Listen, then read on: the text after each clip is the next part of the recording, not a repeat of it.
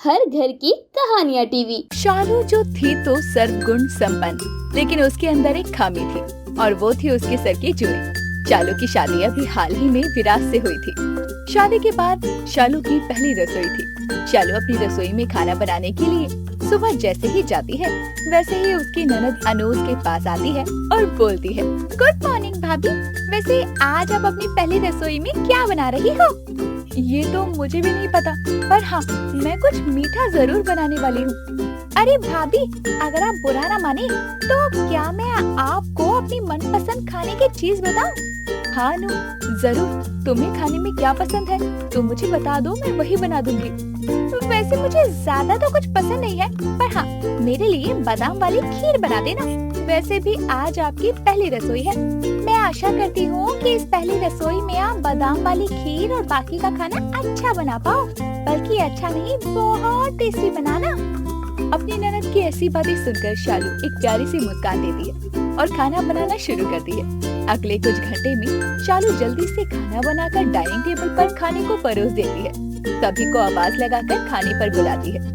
घर के सभी लोग खाना खाने बैठते हैं और जैसे ही खाने की शुरुआत निमी करती है, वैसे ही उसके पहले निवाले में एक जू आकर निकलती है। उस जू को देखकर शालू की सास निमी मुंह बनाते हुए कहती है, अरे छी छी छी छी, बहू ये क्या, ये जुए कहाँ से आ गई खाने में?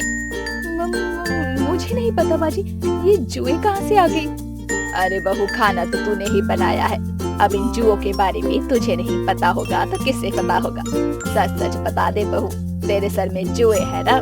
नहीं नहीं नहीं बाजी, मेरे सर में जुए नहीं है। अरे बहू, जो भी हो, मेरा तो अब खाने का मन ही नहीं कर रहा। इस जुए वाले खाने को देखकर तो मेरा मन ही भटक गया। एक काम करते, इस खाने को फेंक दे। पर मम्मी जी, इतना सारा खाना, अरे एक ही बार तो खाने में जुए निकली है ना, इसको निकाल कर आप बाकी का खाना तो खा ही सकते हो ना। चालू बहू, भगवान ने हमें सब कुछ दिया है और हम इन सब चीजों का बहुत अच्छे से ख्याल भी रखते हैं, इसीलिए मैंने तुझे जितना कहा है तू उतना ही कर। जी मम्मी जी। इस तरह से वो उस खाने को फेंक देती है। ऐसे ही समय गुजरता है।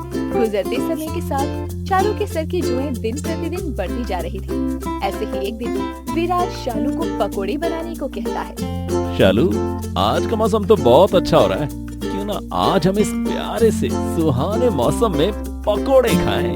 हाँ भैया, बिल्कुल सही कह रहे हो। पकोड़े का नाम सुनकर तो मेरा भी मन पकोड़े खाने का कर रहा है। भाभी, पकोड़े बना दीजिए ना। उन सब लोगों की जिद देखकर शालू पकोड़े बनाने के लिए राजी हो जाती है। कुछ देर बाद शालू जब पकोड़े बनाकर उन सब के सामने परोसती है, तो जैसे ही विराज अब उस पकोड़े को हाथ में लेता है, जहाँ उसकी नजर पकोड़े पर गिरी हुई जू पर जाती है, जिसे देखकर विराज कहता, छी शालू, अब तुम्हें भी चीजें बतानी पड़ेंगी क्या? तुमने पकोड़े देखकर नहीं बनाए, ये जुए कहाँ से आ गए?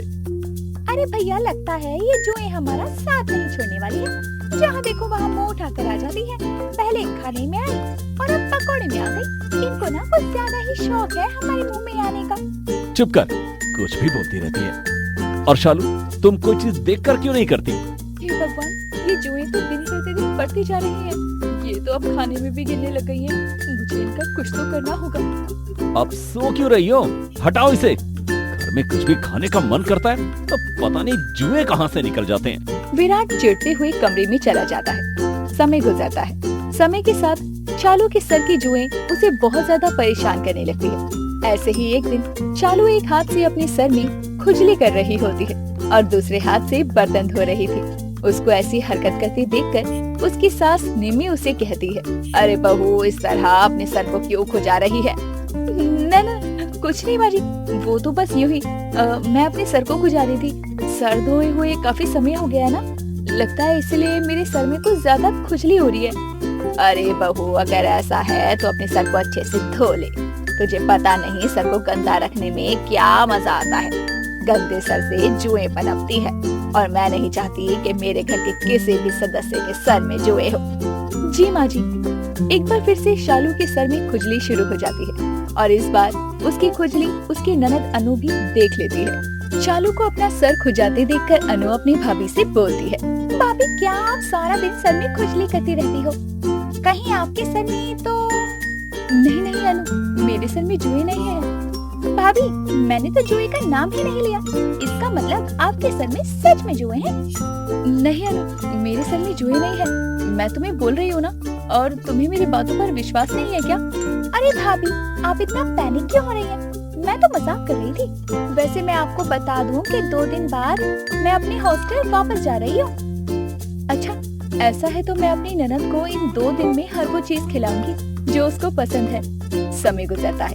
एक दिन शालू अपने घर में काम कर रही थी। काम करते करते शालू अपने सर को खुजाने लगती है। ऐसे ही 2 दिन निकल जाते हैं। अनु भी अपने हॉस्टल चली जाती है। अब शालू के सर में इतनी ज्यादा खुजली शुरू हो गई थी कि वो उठते बैठते बस अपने सर में खुजली किया करती। ऐसे ही एक दिन निम्मी अपनी बहू के सर में तेल लगा रही थी। वो अपनी बहू के सर में जुएं देखती है और बहू के सर में जुएं देखकर वो अपनी बहू से कहती है, अरे छी छी बहू, तेरे सर में कितनी सारी जुएं हैं, प्लीज मुझसे दूर ही रहना। मेरे सर में जू? तभी मैं बोलूं कि मेरे सर में इतने दिनों से खुजली क्यों हो रही है? अरे वैसे तो बहू तू बहुत बोलती थी कि मेरे सर में जुएं नहीं है। अब बता क्या विचार है तेरा खुद के बारे में? माँ जी, अब विचार का क्या अचार डालूं? अब आप ही हो जो मेरे सर से ये जुएं निकाल सकती हो। अरे हाँ बहू, चिंता मत कर, मैं बंदरिया बनकर तेरे सारी जुएं निकाल दूंगी।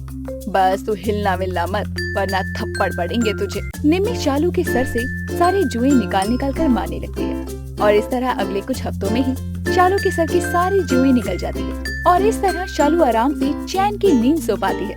समय बीतता है और विराज को किसी काम से कुछ महीनों के लिए बाहर शहर जाना पड़ता है और ऐसे ही कुछ महीने बाद अनु एक बार फिर अपने घर आती है और अपनी माँ को अपनी भाभी के साथ हंसी ठिठोली करते हुए देखकर अनु अपनी भाभी से बोलती है, अरे भाभी, भैया नहीं है तो जब तक वो नहीं आते क्या मैं आपके साथ सो जाऊं?